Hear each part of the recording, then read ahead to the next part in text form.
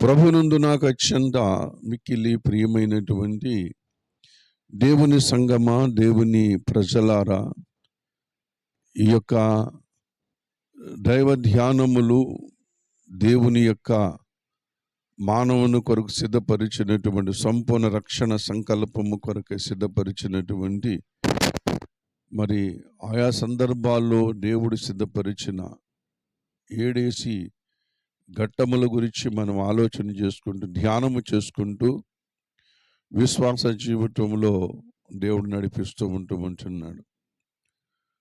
మరి దాదాపు అయిపోవచ్చినవి. మరి వేళ రేపటితో ఈ యొక్క దేవుడు మానవాళి కొరకు సిద్ధపరిచినటువంటి రక్షణ సంకల్పములో దేవుడు ఇశ్రాయేలు ప్రజలకు సిద్ధపరిచిన 7 పండుగలు మరి వేళతోటి రేపటితోటి ముగియనున్నాయి. దయచేసి మాటలు చాలా జాగ్రత్తగా ఆలకించండి. ఈరోజు మరి దేవుడు ఇశ్రాయేలులకు నియమించినటువంటి పండుగల గురించి మనము ధ్యానము చేసుకుంటూ ఉంటున్నాం. ఇశ్రాయేలు సిద్ధపరిచినటువంటి పండుగలను గురించి 7 పండుగల గురించి మనము ధ్యానము చేసుకుంటున్నాం. గత దినమందు మనము ప్రథమ ఫలముల పండుగను గురించి మనము ఆలోచన చేశాం. ముందుగా పస్కా పండుగ, రెండవదిగా పులియని రొట్టెల పండుగ, మూడవదిగా ప్రథమ ఫలముల పండుగ, నాలుగవదిగా పెంతుకొస్తు పండుగ, ఐదవదిగా బోరల పండుగ, ఆరవదిగా ప్రాయశ్చిత్త దినము పండుగ, ఏడవది ఆఖరిది పర్ణశాలల పండుగ. 7 పండుగలలో ఈరోజు మనము పెంతుకొస్తు పండుగను గురించి, అలాగే బోరల పండుగను గురించి, ఈ 2 పండుగల గురించి మనము ధ్యానము చేసుకుందాం. ఈ పండుగ అనుభవములలో దేవుడు మన కొరకు సిద్ధపరిచిన ఆయన యొక్క సంకల్పం, ఆయన తలంపులు, ఆయన ఉద్దేశాలు మన జీవితంలో ఎలా నెరవేరుతున్నాయో, ఎలా నెరవేరుస్తూ ఉంటున్నారో ప్రభువారు మనమందరము కూడా గమనించవలసిన వారమై ఉండి ఆయన నిత్య సంకల్పము కొరకు మనమందరము కూడా సిద్ధపరచబడాలని మనవి చేస్తూ ఉంటున్నాను. ప్రతి ఒక్కరూ కూడా మరి జాగరూకులై ఈ మాటలు వినాలని కూడా నేను మీకు మనవి చేస్తూ ఉంటున్నాను. ఈ పెంటెకొస్తు పండుగ నాడు జరిగిన సంగతిని గురించి మనం ఆలోచన చేద్దాం. ఆ సంగతిని బట్టి దేవుడు ఎందుకొరకు పెంటెకొస్తు పండుగను ఇశ్రాయేలు ప్రజలకు మరి ఏర్పాటు చేశాడో మనకి అర్థమవుతూ ఉంటున్నది. పెంటెకొస్తు పండుగ అనగా దేవుని దగ్గర నుంచి పొందుకునే పండగది. దేవుని దగ్గర నుంచి మరి ఆశీర్వాదములు, దేవుని దగ్గర నుంచి దీవెనలు, దేవుని దగ్గర నుంచి మరి ఐశ్వర్యమును పొందుకునే గొప్ప పండగ పెంటెకొస్తు పండగ. అందుకని పెంతెకొస్తు పండుగ నాడు జరిగిన సంగతులను గూర్చి బైబిల్ గ్రంథం తెలియజేస్తూ ఉంటున్నది. పెంతెకొస్తు పండుగ నాడు వాళ్ళందరూ ఏకముగా ఒకచోట కూడి ఉన్నప్పుడు అతి వేగముగా మరి వీచు బలమైన గాలి వంటి ఒక ధ్వని ఆకాశము నుండి అకస్మాత్తుగా ఆ మేడగదిలో ఉన్న వారి మీద వచ్చినట్లుగా మనం చూస్తూ ఉంటున్నాం. ఇది సంఖ్యాకాండము 23వ అధ్యాయము 23వ వచనము నుండి 25వ వచనం వరకు వ్రాయబడి ఉన్నటువంటి సంగతిని అపోస్తల కార్యముల గురించి మాట్లాడుతూ అక్కడ పండగ గురించి రాయబడి ఉన్నది. అయితే ఇక్కడేమో ఆ పండగలో వచ్చిన అనుభవం గురించి రాయబడి ఉంటుంది. ఆ పండగలో ఇశ్రాయేలు ప్రజలు పొందుకున్నటువంటి ఆ గొప్ప విషయమును గురించి వ్రాయబడి ఉన్నట్లుగా పరిశుద్ధ గ్రంథములో మనం చూడగలుగుతూ ఉంటున్నాం. ఆ పండగ దినమునందు ఇశ్రాయేలు ప్రజలు గొప్ప అద్భుతం జరిగింది. ఆ అద్భుతం ఏమిటంటే పరిశుద్ధాత్మ దేవుడు ఇశ్రాయేలు ప్రజల మీద, మేడగదిలో ఉన్నటువంటి ఇశ్రాయేలు ప్రజల మీద కుమ్మరించబడటం. హల్లెలూయా! ఇది ఎలా జరిగింది? ఎలా జరిగిందంటే మన ప్రభు అయిన యేసుక్రీస్తు వారు ఆయన మానవాళి పాపములన్నిటి కొరకు కూడా, అందరి పాపముల కొరకు కూడా ఆ కలువరి శిలువ మీద మరణించి ఆయన 3వ దినమున తిరిగి లేచి 40 దినములు వారికి అనేక మంది అగపడుచు అనేక రుజువులు చూపించి అనేక విషయాలు శిష్యులకు బోధించి తను ప్రత్యక్షపరుచుకుని ఇంచుమించు 40 దినాన మన ప్రభు అయిన యేసుక్రీస్తు వారు మరి పరలోకమునకు ఆరోహణమవుతున్న సమయములో ఈ విషయాలన్నీ కూడా చెబుతూ ఉన్నాడండి. ఇదిగో నేను వెళ్ళిపోవడం మీకు మంచిది అని ముందుగానే చెప్పారు ఆయన. ఎందుకంటే నేను వెళ్ళిపోయిన ఎడల ఆదరణకర్త మీ మధ్యకు వెళ్ళని ఎడల మీ మధ్యకు రాడు. నేను వెళ్ళిపోవడం మీకు మంచిది, ఆదరణకర్త వస్తాడు అని పంపుతానని చెప్పేసి మన ప్రభుని యేసుక్రీస్తు వారు చెప్పినట్లుగా మనం చూస్తూ ఉంటున్నాం. కనుక యేసు ప్రభు వారు చెప్పినట్లుగానే ఆయన ఆరోహణం అవడం, తర్వాత పరిశుద్ధాత్మ దేవుడి భూమి మీదకి రావడం గురించి పెంటెకొస్తు పండగ మనకు చూపిస్తూ ఉంటున్నది. యేసు ప్రభు పరిశుద్ధాత్మ దేవుడు రావడానికి ఒక పండగ సందర్భం చూపిస్తూ ఉంటున్నాడు.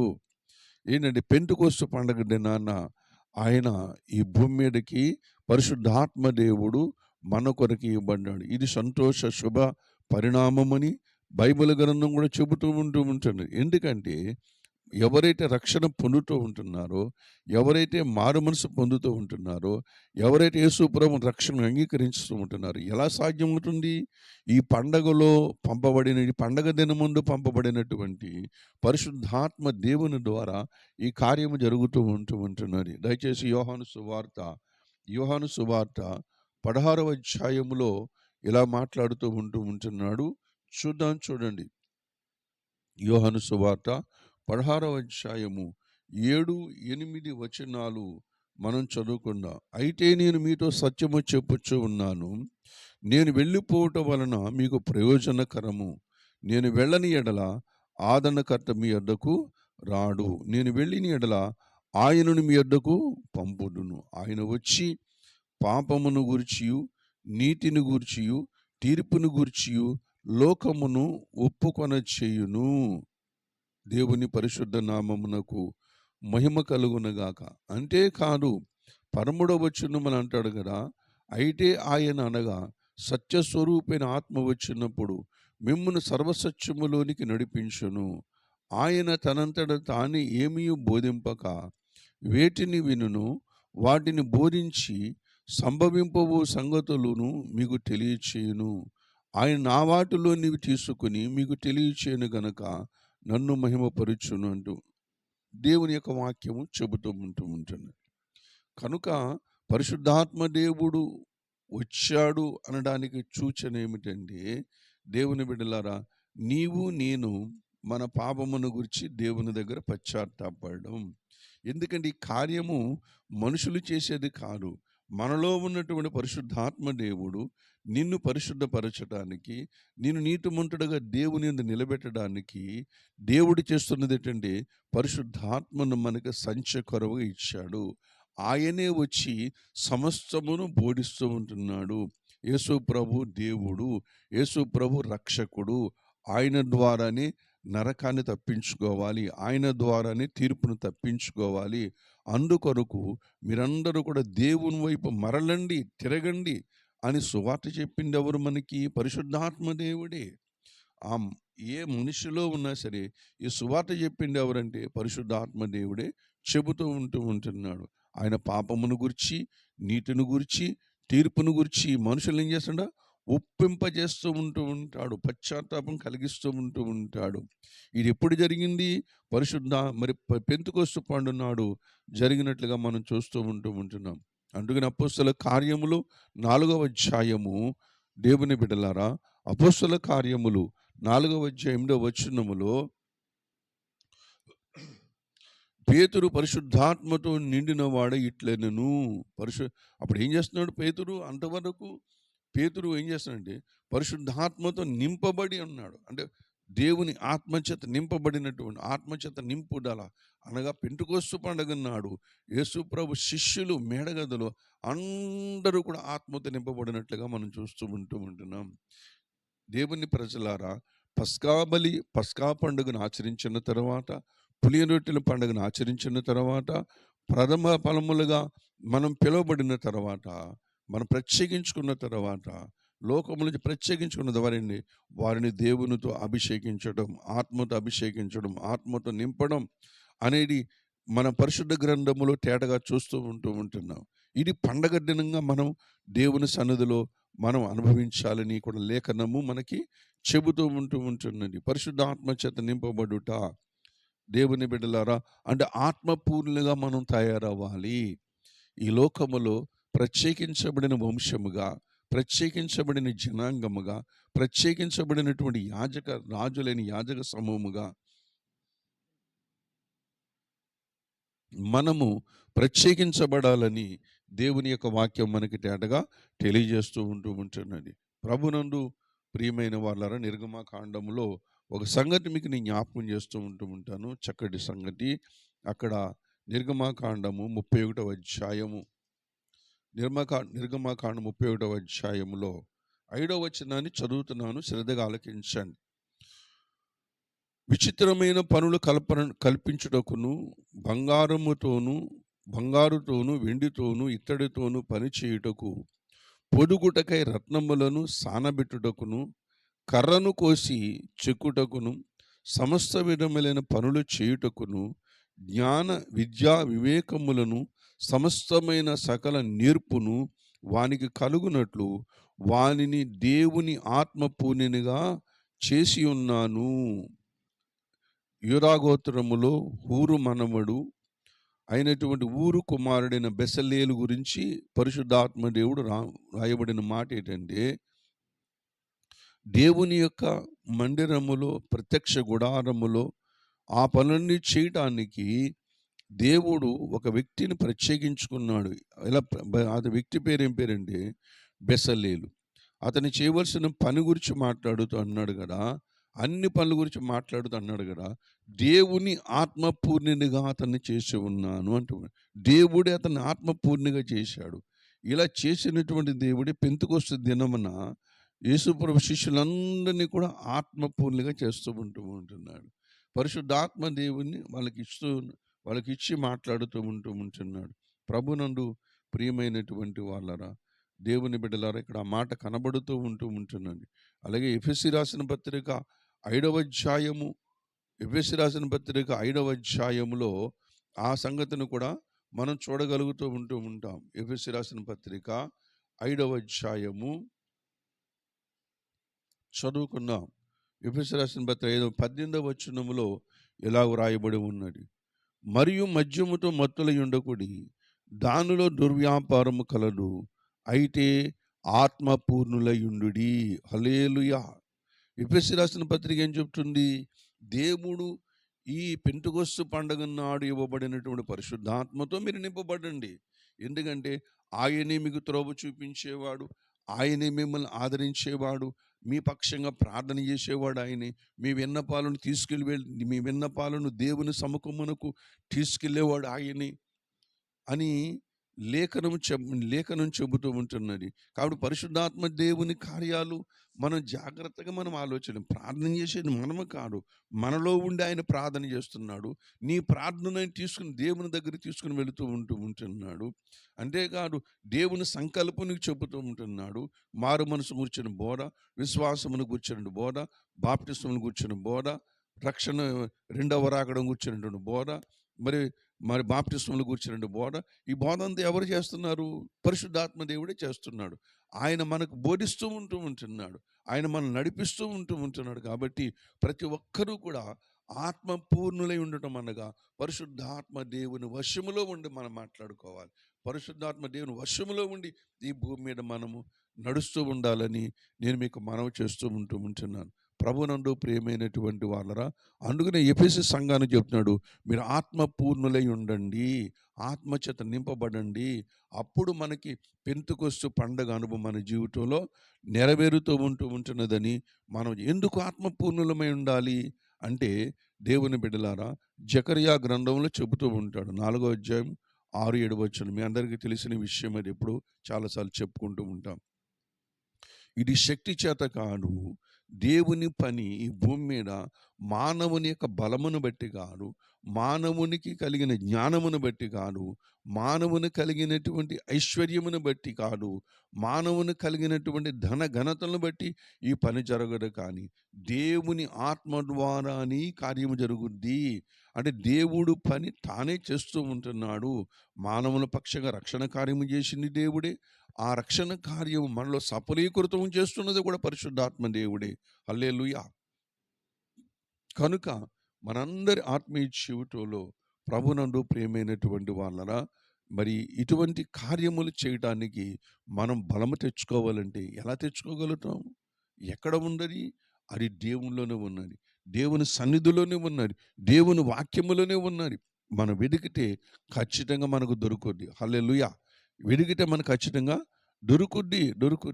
ఎక్కడంటే, దేవుడు మన కొరకు, పరిశుద్ధాత్మ దేవుడు మనకు చూపిస్తున్నది ఏంటంటే, యేసుక్రీస్తు యొక్క గొప్ప ఆ యొక్క నామములో దేవుడు మనకు కృప చూపిస్తూ ఉంటున్నాడు. హల్లెలూయా. ఏం చూపిస్తున్నాడు? కృప ఎంతైనా అవసరం. ప్రతి వాళ్ళు కోరుకునేది ఏంటండి? కృప కావాలి. ఏం కోరుకోవాలి? ఉదయం లేవంగానే, ప్రభువా, నీ మార్గములు యథార్థంగా నడిచే కృప నాకు దయచేయి నాయనా. ప్రభువా, నీ ఈ యొక్క దినములో నన్ను ప్రవేశపెట్టావు, నీ సన్నిధానములు నీతిమంతుడుగా నడిచే కృప నాకు దయచేయండి. ఈ దినమంతా నీ పరిశుద్ధాత్మను నాకు తోడుగా ఉంచి నన్ను నడిపించే నీ గొప్ప కృప నాకు దయచేయి ప్రభువా. ఈ లోకాన్ని జయించే కృప, మరణాన్ని జయించే కృప, పాపాన్ని జయించే కృప నాకు దయచేయి ప్రభువా అని మనం ప్రతిరోజు కృపను ఆశ్రయించాలి. అందుకనే దావీదు, నీ కృప ఎంతో ఉత్తమమైనది అంటూ ఉంటాడు. వాక్యము కంటే ఉత్తమమైనది అంటూ ఉంటాడు కృప. మనం ఆశ్రయించదగినది, మనం కోరుకున్నది ఆ కృపనే కోరుకోవాలి. చాలాసార్లు ఏదో చిన్న మేలు జరిగినప్పుడు, లేదా చిన్న కార్యాలు జరిగినప్పుడు మనం అనుకోండి, నీ కృప నాకు చాలు ప్రభు అనుకోండి. ఏంటి చాలేది? కృప ఎప్పుడు సరిపోరు. కృప ఎప్పుడు కోరుకుంటూనే ఉండాలి. చాలు, ఇక వద్దు అనే మాటలు మాట్లాడుకోకూడదు. మనం నీ కృప నాకు చాలు, నా కృప నీకు చాలని ఎవరు చెప్పరు? పౌలుకి దేవుడు చెబుతూ ఉంటున్నాడు. కానీ పౌలు ప్రతిరోజు ఏం కోరుకున్నాడు? కృప కావాలి. దేవుని ప్రేమించే వరకు కృప కలుగునుగాక, దేవుని కార్యాలు వెంబడిస్తున్న కృప కలుగునుగాక, దేవుని సైన్యములు చేరుతున్న కృప కలుగునుగాక అని ఎన్ని మాటలు రాశాడు దావీదు. ఏంది? దేవుని బిడ్డలారా, కృప కలుగునుగాక, ఎన్నో మాటలు రాశాడు. కృప ప్రతిరోజు కోరుకోవాలి, ప్రతి క్షణము కూడా కోరుకోవాలి. కృప ప్రభు దగ్గర ఉంది. ఎవరు శరణ చొచ్చినా సరే కృప ఇస్తూ ఉంటాడు.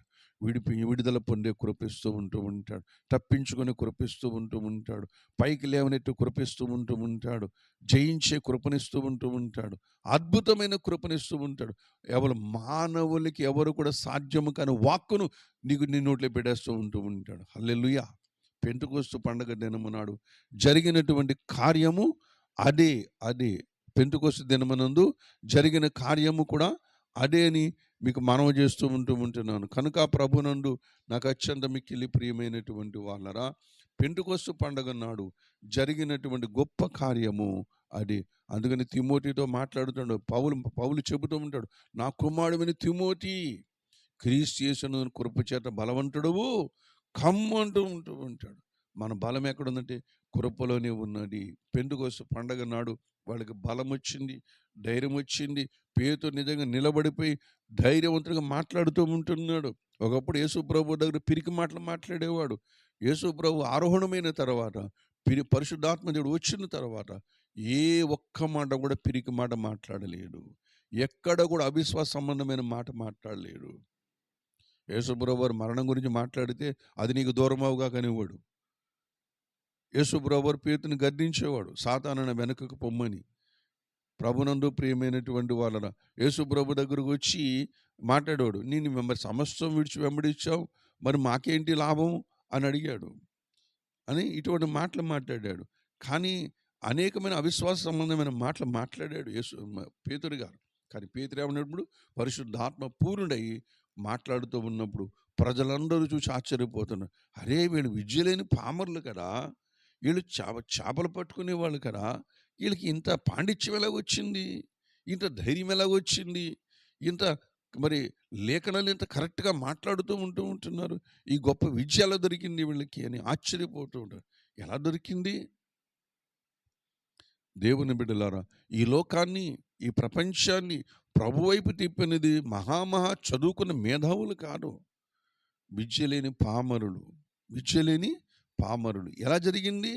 పరిశుద్ధాత్మ దేవుడు వాళ్ళకి వచ్చుట ద్వారా, పరిశుద్ధాత్మ దేవుడు వారిని నిలబెట్టుట ద్వారా, వారిని వాడుకోవడం ద్వారా సర్వ ప్రపంచాన్ని, ఇదిగో సృష్టికర్త అయిన దేవుడు మన ప్రభువైన యేసుక్రీస్తు వారిని లేఖనముల తట్టు నడిపిస్తూ పరిశుద్ధాత్మ దేవుడు నడిపిస్తూ ఉంటున్నాడు. కాబట్టి పెంటెకొస్తు పండగ దినాన జరిగిన అనుభవం ఏంటంటే, దేవుని దగ్గర నుంచి శక్తి పొందుకొనుట, దేవుని దగ్గర నుంచి అమూల్యమైనటువంటి శక్తిని పొందుకుంటా. అందుకని యేసు ప్రభువారు యోహాను సువార్తలో చెప్పారు, తండ్రి అయిన దేవుని పరిశుద్ధాత్మని అడగండి, అడిగితే ఎవరికి కూడా కాదనకుండా ఇస్తాడట. ఎవరికి కూడా, అందరికీ కూడా కాదనకుండా ఇస్తాడండి. ఎవరిని తోడు నీకెందుకులే ఆయన. మనమైతే ఏమంటాం, నీకెందుకులే అంటాం. ఏదైనా సంగతి చెప్పను, నీకెందుకులే అండవు. కానీ ఆయన అలాగ అండవు. పరిశుద్ధాత్మ దేవుని అడిగినప్పుడు, ప్రభువా, ఈ భూమి మీద నేను రక్షణ కొనసాగించుకోవాలంటే, నాకు రక్షణ పొందాలి, రక్షణ కొనసాగించుకోవాలి, ఈ లోకాన్ని జయించి నీ దగ్గరకు రావాలంటే నాకు ఏమి కావాలంటే నీ పరిశుద్ధాత్మ దగ్గర ఇచ్చేయి అంటే ఆయనతో పాటు అన్నీ కూడా నీకు ఇస్తాడు. హల్లెలూయా. ఆయనే సమయానుకూలంగా నడిపిస్తాడు. ఆయన ప్రతి అవసరం కూడా తీర్చి నడిపిస్తూ ఉంటాడు. పెంతెకొస్తు పండుగ నాడు జరిగిన సంగతి ఏంటంటే, దేవుని బిడ్డలారా, పరిశుద్ధాత్మ దేవుడు యేసు ప్రభు తన శిష్యులను మరి దాంట్లో మరి చక్కగా ఆ యొక్క ప్రభావంతో ముంచెత్తించాడండి, ముంచివేశాడు. ప్రభుని సంపూర్ణంగా వారందరినీ కూడా అభిషేకించేశాడు. మేడగదిలో ఉన్నటువంటి 120 మందిని అభిషేకించేశాడు. పరిశుద్ధాత్మ అగ్ని చేత నింపబడ్డారు. ఒక్కొక్కరు కూడా ఒక అగ్ని వలె కనబడుతూ ఉంటున్నారు. ఎంత గొప్ప సువార్త ప్రకటించారండి. పరిశుద్ధాత్మ దేవుని చేత మనం నింపబడుతూ ఉండాలి. ఆ పెంటెకొస్తు పండుగ నాడు జరిగినటువంటి కార్యం అది. ప్రభునందు ప్రియమైనటువంటి వాళ్ళరా, అలాగని మరొక పండుగ ఏంటంటే బూరల పండుగ. మరొక పండుగ ఏంటి? బూరల పండుగ. ఇది సంఖ్యాకాండం 10వ అధ్యాయము 1వ వచనం నుంచి 8వ వచనం వరకు, 10వ వచనం కూడా ఈ సంఖ్యాకాండములో ఈ పండుగల గురించి, ఈ బూరల పండుగ గురించి వ్రాయబడి ఉన్నది. బూరల పండుగ దేనికి సూచనంటే, భవిష్యత్ సంఘటనలకు సూచన, దేవుడు చేయబోతున్నటువంటి సంఘటనలకు సూచనగా మనకు కనబడుతూ ఉంటుంది బూరల పండుగ.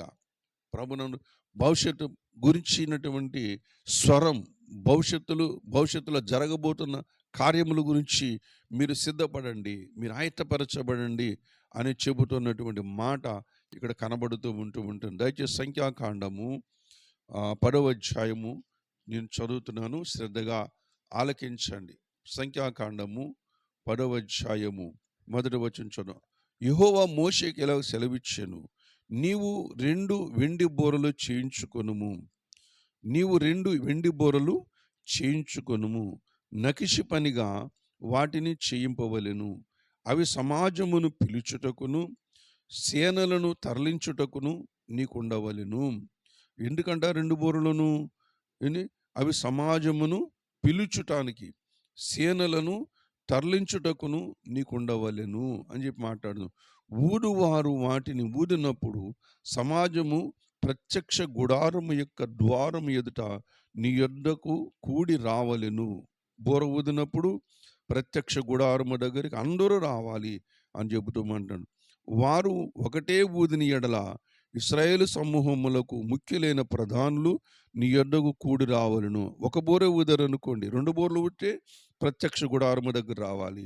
ఒక బూర ఊదితే ఇశ్రాయేలు ప్రజల్లో ప్రధానులు మరి ఇశ్రాయేలు సమూహములు నీ యొద్దకు ప్రధాని యొద్దకు రావాలని చెబుతూ ఉంటున్నాడు. మీరు ఆర్భాటముగా ఊదినప్పుడు తూర్పు దిక్కున దిగి ఉన్న సైన్యములు సాగవలెను. అంటే ప్రభునందు ప్రియమైనటువంటి వాళ్ళరా, ఆర్భాటముగా ఊదినప్పుడు మరి అలాగే కంటిన్యూగా ఊడుతున్నప్పుడు దాని అర్థం ఏంటంటే తూర్పు దిక్కున దిగి ఉన్న సైన్యములు అంటే లెండి మనం సాగిపోదామని చెప్పేసి వాళ్ళు ప్రయాణం చేయాలి. 2 మారులు ఆర్భాటముగా ఊదినప్పుడు దక్షిణ దిక్కున దిగిన సైన్యములు సాగవలెను. వారు ప్రయాణమైనప్పుడు ఆర్భాటముగా ఓడవలెను. ప్రయాణమైనప్పుడు ఆర్భాటంగా ఓడాలి. దేవుని యొక్క సన్నిధికి పిలిచినప్పుడు కూడా ఆర్భాటముగా ఓడాలని చెబుతూ ఉంటున్నాడు. మరొక బోర ఏంటండి ఊదినప్పుడు మరి తూర్పున ఉన్నటువంటి సైన్యములు మరి మరి సాగాలని చెబుతున్నాడు. రెండవ మారు మరి ఊదినప్పుడు దక్షిణ దిగున ఉన్న సైన్యములు సాగాలని చెప్పేసి మాట్లాడుతూ ఉంటున్నాడు. మరి దేవుని బిడ్డలారా, 10వ వచనములో చూసినట్లయితే మరియు ఉత్సవ దినమందును నియామక కాలములందును నెలల ఆరంభములందును మీరు దహన బలులు గాని సమాధాన బలులు గాని అర్పించున్నప్పుడు ఆ బూరలు ఓడవలెను. అప్పుడు అవి మీ దేవుని సన్నిధిని మీకు జ్ఞాపకార్థముగా ఉండును. మీ దేవుడైన యెహోవాను నేనే అని మాట్లాడుతూ ఉంటున్నాడు. ప్రభుని బూరలు ఊదటం అనేది దేవుని సన్నిధికి జ్ఞాపకార్థముగా వెళ్ళిపోతూ ఉంటున్నాడు. దేవుడు జ్ఞాపకం చేసుకుంటూ ఉంటున్నాడు. దేవునికి సూచనది. అందుకని బూరల పండగ అనేది ప్రభునందు వారముల పండగ కూడా అని చెబుతూ ఉంటున్నాడు. బైబిల్ గ్రంథములో మరి వారముల పండుగల గురించి, ప్రథమ ఫలముల పండుగ గురించి నేనటి దినాన ఒక విషయం నేర్చుకున్నా. బూరల పండుగ గురించి కూడా, వారముల పండుగను గురించి కూడా మాట్లాడుతూ ఉంటున్నాడు. కనుక ప్రభునందు ప్రియమైనటువంటి ఆర్భాటము చేయడం, బూరల పండుగ అంటే ఆర్భాటము చేయడం, దేవుని యందు ఆనందించడం, దేవుని కృపయందు ఆనందించడం, ప్రభు రాకడ వస్తుందని ఆనందించడం, ఆయన కొరకు ఎదురు చూడడం అనేది ఆనందముతో ఎదురు చూస్తూ విశ్వాస జీవితంలో సాగిపోవాలని మీకు మనవి చేస్తూ ఉంటున్నాను. ఈ స్వరము మనం ఎప్పుడు కూడా వింటూ ఉండాలి. బూరల పండగ వింటూ ఉండాలి. ఎందుకంటే మన ప్రభువు కూడా బూర ధ్వనితోనే వస్తూ ఉంటున్నాడు. హల్లెలూయా!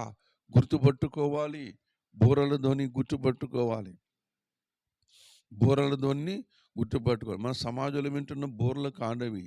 నేను యెరూషలేము వెళ్ళినప్పుడు పెద్ద షాపులోకి వెళ్ళాను నేను. ఆయన మమ్మల్ని అందరినీ గైడ్ తీసుకెళ్ళాడు. అక్కడ పెద్ద గొర్రె పొట్టేలు యొక్క కొమ్ము చూపించాడు. అది మెలుగులు తిరిగిపోండి. అతను ఊదిన వాడికి ఈ షాపులో అతను నచ్చిన వస్తువు ఫ్రీగా ఇచ్చేస్తానన్నాడు. ఊదిన వానికి నచ్చిన వస్తువు ఫ్రీగా ఇస్తాను, మీకు ఏది కావాలో ఆ వస్తువు తీసుకోండి. అక్కడ ₹1000 ఖరీదు చేసే వస్తువులు ఉన్నాయి అక్కడ.